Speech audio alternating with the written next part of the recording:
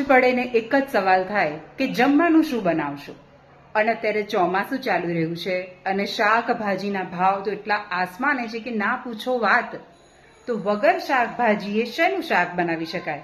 તો ગુજરાતીઓ, મારવાડીઓ અને રાજસ્થાનીઓ પાસે એટલી બધી રેસીપી છે કે શાકની, કે જેમાં શાકની જરૂર નથી પડતી, માત્ર લોટમાંથી શાક બનાવી શકાય છે. અને આજે આપણે એવી જ એક મસ્ત રેસીપી બનાવવાના છીએ, ઢોકળીનું શાક.